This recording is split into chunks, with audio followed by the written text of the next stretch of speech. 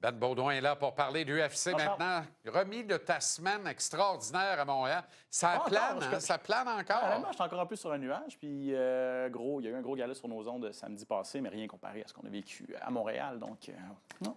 2 Québécois de retour en action sous peu. Exactement. Et c'est fou comment une victoire, ça fait du bien, ça c'est sûr. Mais comment ça peut changer une vie? Je parle bien sûr de Marc-André Barriault. Tu te rappelles, dans les semaines précédentes, l'UFC 315, je te parlais de potentielle fin de carrière. Il n'y avait ça pas le choix. Toute l'apparence d'un champ du cygne. Ben, il n'y avait pas le choix. Ben, exact. Parce que s'il perdait, c'était ça. Mais là, c'est tout le contraire qui se passe parce que c'est un véritable conte de fées. Il a renfloué le compte de banque, ça c'est sûr. L'amour des fans était incroyable. Tout de suite, le téléphone a sonné avec une nouvelle proposition de contrat de 4 combats à l'UFC qu'il s'est empressé de signer. Mais ça venait pas tout seul. Une offre de combat contre une vedette montante de l'UFC. Et ce qu'il a accepté également, Marc-André sera de retour le 26 juillet prochain contre Sharapouddin Magomedov. Ça, c'est Shara Bullet, une vedette russe qui est 15-1, revient de sa première défaite à l'UFC, mais j'en ai déjà parlé. Ça, c'est le gars, le gars qui... C'est le pirate de l'UFC. C'est le gars qui ne peut pas se battre aux États-Unis parce qu'il manque un œil. Donc, l'UFC le voit gros.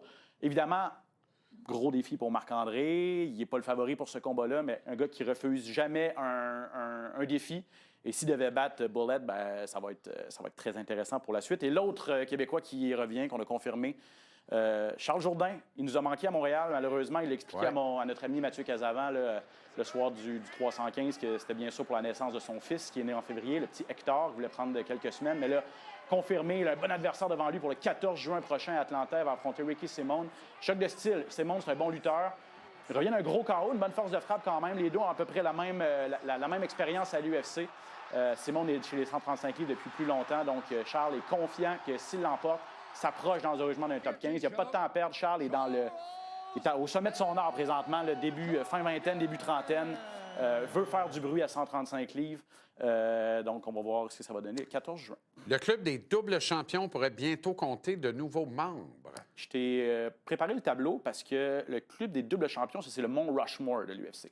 Il y en a 9 seulement dans l'histoire des combattants qui ont détenu des ceintures dans 2 catégories différentes. Ça a commencé avec Randy Couture à la fin des années 90. Le dernier, c'est Alex Pereira, plus récemment, en 2023. Tu vois. Oui, non, c'est ça, on remonte à loin. Là. Bien sûr, Georges Saint-Pierre, tu le vois, qui a été double champion aussi. Il y en a 4 qui ont été champions simultanément, donc dans 2 catégories, mais en même temps. Bon, qui sont les 2 qui pourraient rejoindre cette liste, ce club select? C'est bien sûr Ilia Topuria. On a confirmé il y a quelques semaines qu'il allait affronter Charles Oliveira à l'UFC 317. Ilia Topuria, c'est bien sûr l'ancien champion à 145 livres qui passe à 155.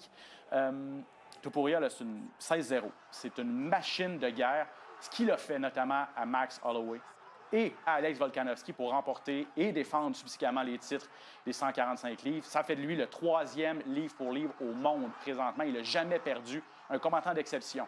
Oliveira est partout dans le livre des records de l'UFC, notamment le plus de victoires avant la limite, le plus de victoires par soumission. Ça va être incroyable. Il s'affronte pour le titre vacant des 155 livres. Pourquoi vacant? Parce que Makhachev, qui avait le titre, lui, passe à 170 livres pour affronter Della Maddalena qui l'a emporté à Montréal. On n'a pas la date encore, mais c'est ce qui va se passer. Et tout ça, toutes ces décisions-là, ce que ça nous prouve, c'est que les champions simultanés, là, je t'ai montré le tableau, je t'ai dit qu'il y en avait 4, ça n'existera plus. Ou presque plus. Parce que l'UFC oblige maintenant les gars. Ils disent, si vous voulez changer de catégorie, bien, vous délaissez votre titre. Parce qu'on veut pas... Tu laisses la ceinture. Tu laisses la ceinture parce qu'on prend en otage une division. C'est des gars qui se battent à peu près 2 fois par année. Donc, si tu passes à l'autre catégorie, bien, ça fait que tu ne défends pas ta ceinture initiale pendant plusieurs mois. Ça grogne en arrière et tout ça. C'est pas bon pour la business. Raison. Donc, voilà. Était chargé quand même à l'UFC. Oh oui, je regardais le calendrier. Congé cette fin de semaine à l'UFC. Donc, mais après ça, prenez votre souffle. Rare week-end de congé. Rare week-end de congé parce qu'après ça, ça va être 14 en 16 jusqu'à la mi-septembre. Là-dessus, il va y avoir 5 galas numérotés, donc pay-per-view avec des ceintures en jeu. Au moins 6 ceintures en jeu d'ici la fin de l'été, d'ici le mois de septembre.